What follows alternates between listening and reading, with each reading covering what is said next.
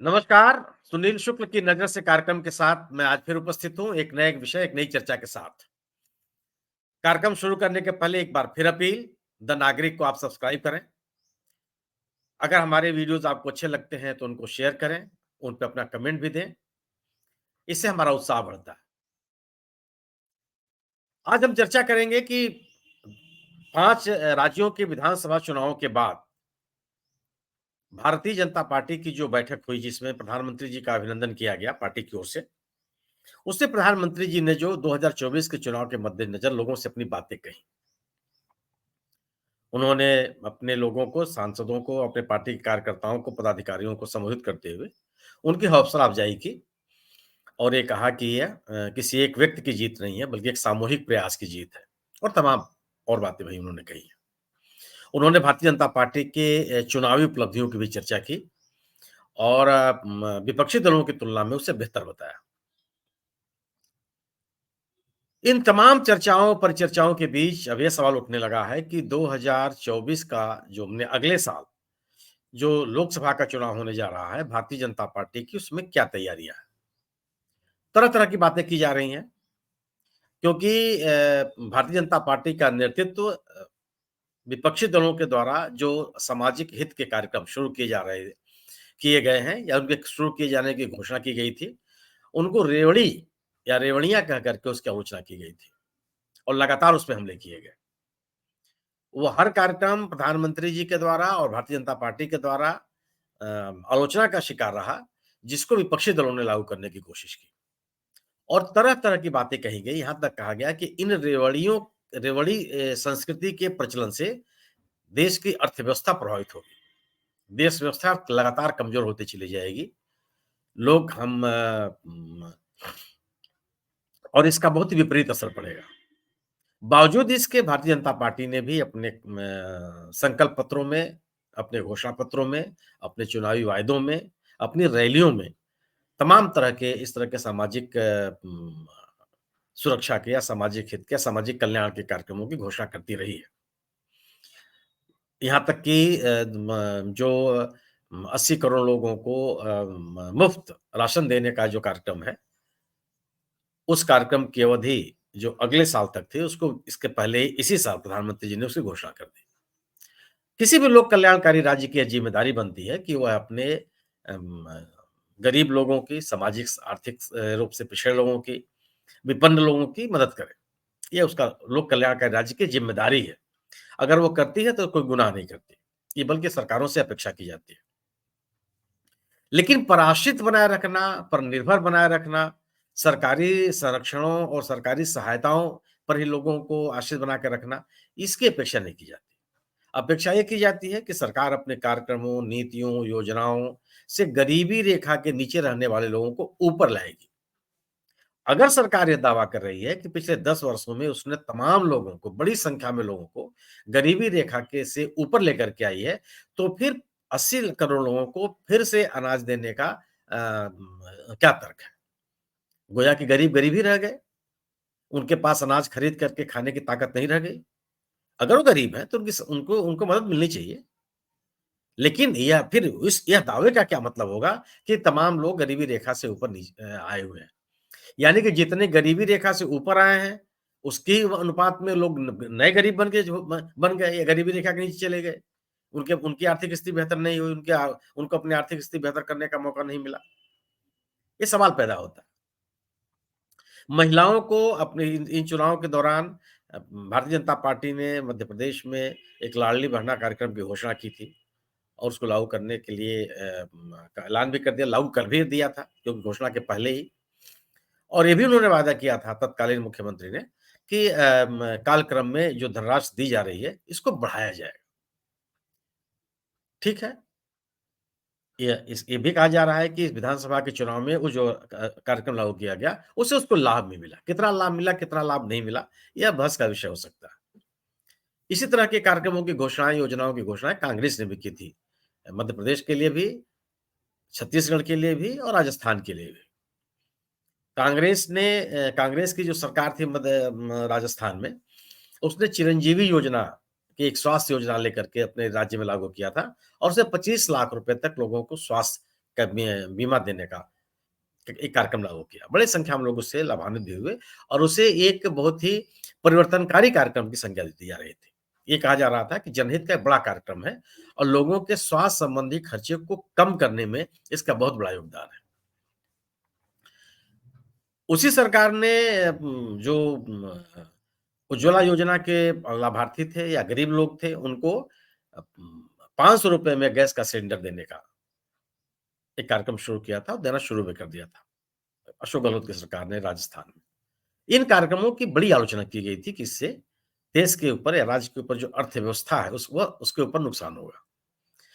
अब ये चर्चा फिर होने लगी है कि क्या 2024 के चुनाव के मद्देनजर केंद्र की सरकार ऐसी किन्हीं योजनाओं की घोषणा कर सकती है जो उनके लिए 2024 के लोकसभा माने अगले साल जो चुनाव होगा लोकसभा का उसमें लाभकारी होगा। आप याद कीजिए कि 2019 का जब लोकसभा का चुनाव होने वाला था तो मोदी सरकार ने किसान सम्मान निधि की घोषणा की थी और ₹6000 यानी कि ₹500 प्रति माह किसानों को देने की घोषणा की गई थी और कार्यक्रम लागू कर दिया गया था।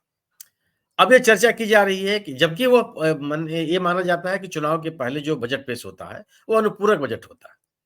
यानी कि चुनाव जब होता रहेगा और नई सरकार के बनने तक, सरकार को अपने कामकाज के लिए, देश की ज़रूरतों के लिए, अन्य खर्चों के लिए संसद से एक अनुमति प्राप्त करना। उसका लेखा-जोखा संसद में पेश करना और यह कि अगली सरकार जो आएगी, वह पूर्ण बजट पेश करेगी। लेखानुदान के रूप में इन बजट को माना जाता रहा है। इस बार भी केंद्रीय वित्त मंत्री जी ने कहा है कि वो किसी नए कार्यक्रम की घोषणा नहीं करने जा रही हैं।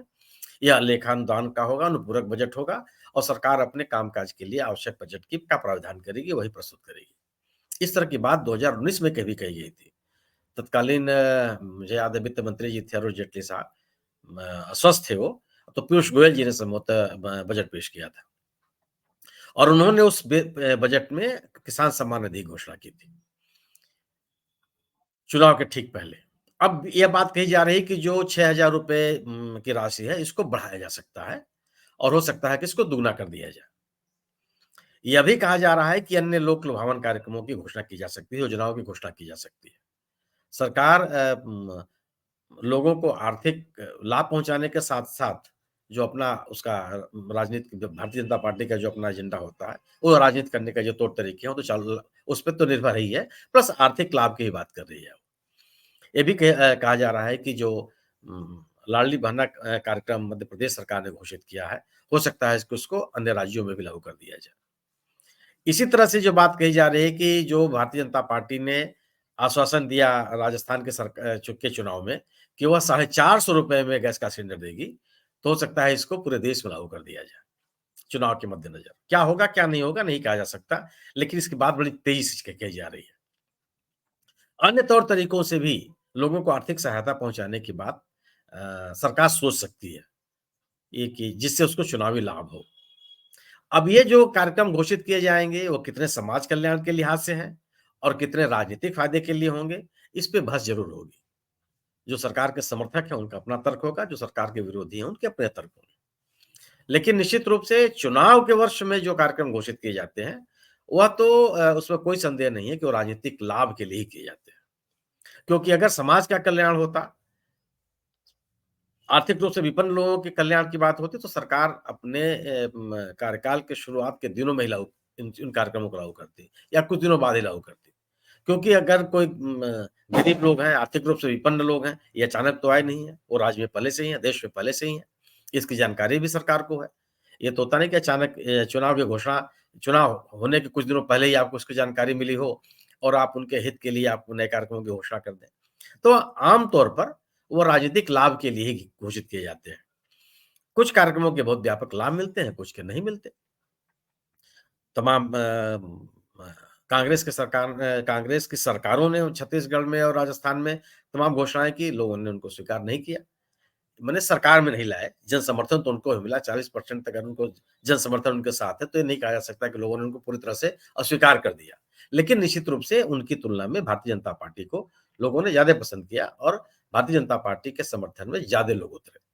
ये अंतर बहुत नहीं है, लेकिन उतरे तो है ही और बीजेपी सत्ता में आई। ये उसकी उपलब्धि है। बस अब सवाल ये है कि लोक कल्याणकारी कार्यक्रमों को लागू करके, लोगों को आर्थिक सहायता दे करके आप क्या हम देश की अर्थव्यवस्था को आप ठीक कर सकते हैं? बेरोज़गारी एक ऐसा सवाल है, क्या उस बेरोज़गारी के समस्या का समाधान किए बगैर, लोगों की जेबों में कुछ पैसे पहुँचाकर सरकार एक राहत देने का स्थायी व्यवस्था कर सकती है? या लोग संतुष्ट हो सकते हैं?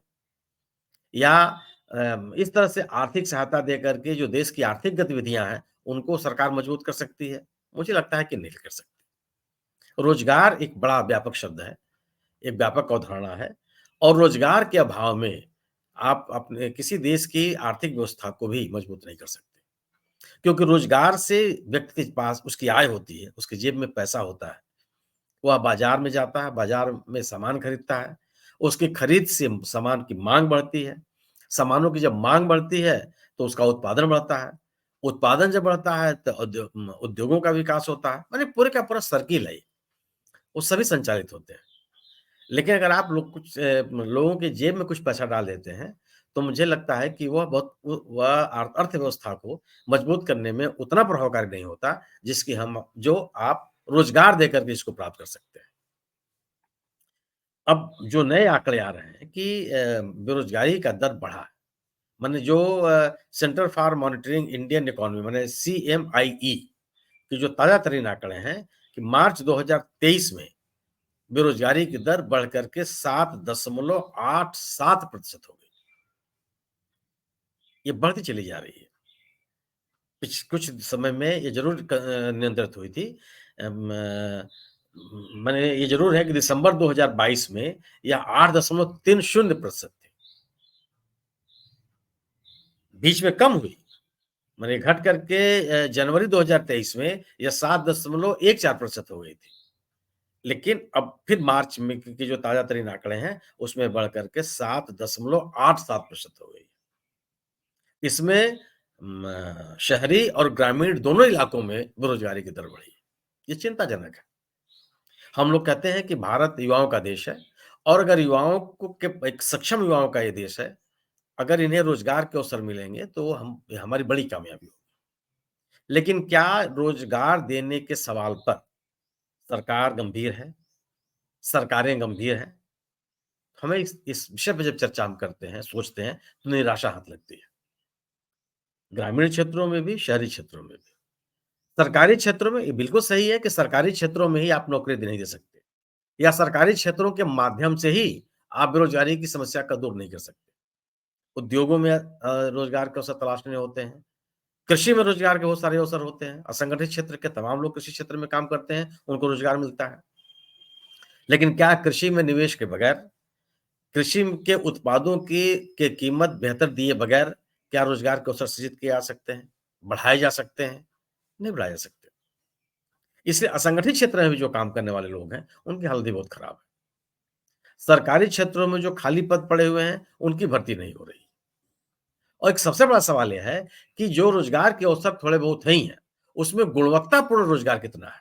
गुणवत्तापूर्ण रोज़गार मतलब एक तर्कसंगत वेतन, तर्कसंगत आय, तर्कसंगत पारिश्रमिक, एक तर्कसंगत कार्यावधि, एक तर्कसंगत भत्ते, रोज़गार के दौरान एक बेहतर जीवन शैली या कार्यस्थल पर एक बेहतर वातावरण, उसका उसकी उसको सुनिश्चित करने के प्रयास कितने किए गए हैं। चाहे शहरी क्षेत्र हो, चाहे ग्रामीण क्षेत्र हो। निजी क्षेत्रों में रोज़गार की बात की जाती है। क्या निजी क्षेत्रों में इस बात के को समझने की कोशिश की गई कि जो रोज़गार के अवसर बताए जा रहे हैं, उसमें गुणवत्तापूर्ण रोज़गार के अवसर कितने बने हैं? अव्वल तो रोज़गार के कितने अवसर सृजित हुए और उसमें क्वालिटी एम्प्लॉयमेंट कितना हो या उपलब्ध है? ये चर्चा का विषय है। और बेरोज़गारी का जो सवाल है, इस बेरोज़गारी के सवाल को हल किए बगैर या इसके समाधान की तरफ बढ़ते हुए अगर आप नहीं दिखते हैं, तो मुझे लगता है कि देश की अर्थव्यवस्था को मजबूत करने की तरफ आप बढ़ते हुए दिखाई नहीं पड़ते। ये बड़ा सवाल है। विधानसभा चुनाव के मद्देनज़र अगले विधानसभा चुनाव ये हाल के जो विधानसभा चुनाव हुए हैं 5 राज्यों में, इनमें भी सरकारों ने केवल लोगों को आर्थिक सहायता देने की बात की। निश्चित रूप से राज्य सरकारें भी रोज़गार सृजन के अवसर पैदा कर सकती हैं, लेकिन केंद्र सरकार में ये अवसर ज़्यादा है। केंद्र सरकार की नीतियाँ रोज़गार के बेहतर अवसर भी सृजित कर सकती हैं, महँगाई की भी की दर को नियंत्रित कर सकती हैं और किसानों को उनके बेहतर उपज देने की उनकी उपज की बेहतर कीमत देने की व्यवस्था कर सकती है। ये बड़े सवाल हैं और इन सवालों को कुछ समाज के कुछ वर्गों को आर्थिक सहायता देकर के या मुफ्त में अनाज देकर के हम इसका समाधान नहीं कर सकते। या फौरी कार्रवाई हो सकती है।